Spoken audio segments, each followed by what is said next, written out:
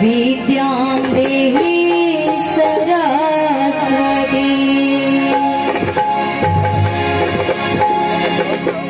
आइए सीधे सीधे करना है। तो भक्त माता रानी के दरबार में जाके कहता कहे कि वाह कि भक्ति की बहार बा। और सब लोग अपन दोनों लंबा लंबा हाथ उठा के ताली बजाई। सब लोग हाथ निकाल ले, गर्मी हो जाए, ज्यादा ठंडा नहीं किया, ताली बजा दे, सब गर्मी भाग जाए।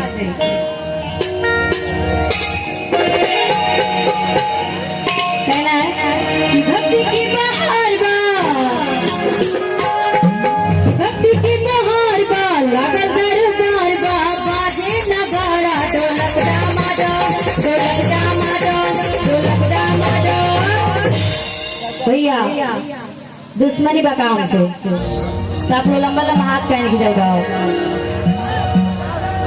अरे रिक्वेस्ट करते हैं प्लीज लंबा लंबा हाथ उठा के ताली बजाइए, अच्छा लगा तो। और कैसे कहना है कि नाचे माई के पूजरिया, छम छम छम, कि नाचे माई के पूजरिया, छम छम छम।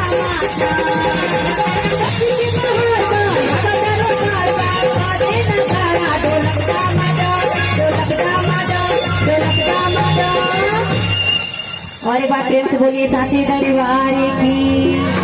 और कैसे कहना है कि नाचे माई के पूजरिया, छम छम छम, नाचे माई के पूजरिया, छम छम छम।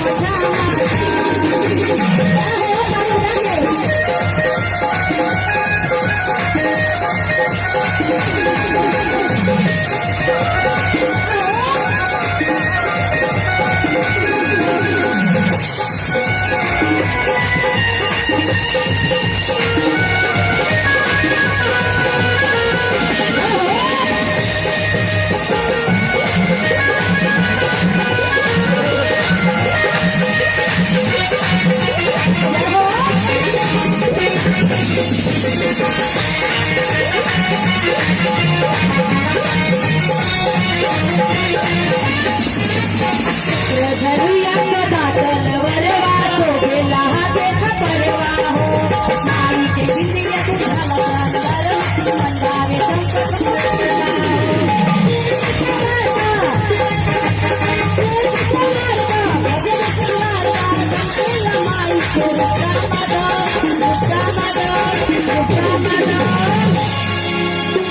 काहे चुपचाप भकवा बैठल बनी जा, हमके अच्छा नहीं खेला।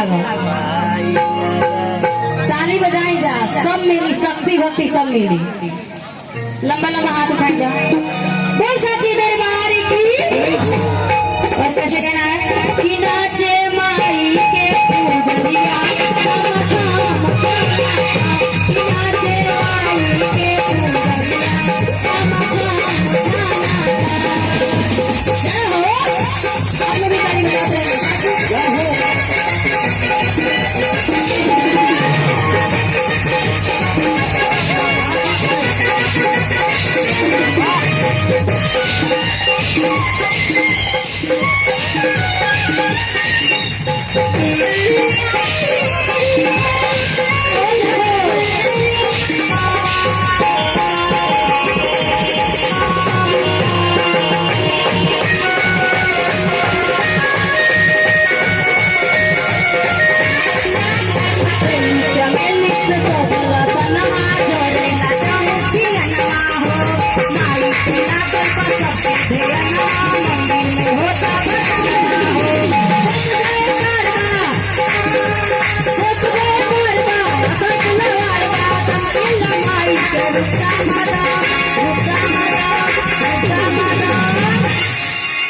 और चाची भैया जितना लोग चाची एंड चाचा और दीदी एंड भैया सब लोग लंबा लंबा हाथ उठा के जाए, उठाए जा प्रेम से। लास्ट लाइन है माता रानी के चरण में, उठाए जा लंबा लंबा हाथ सब लोग।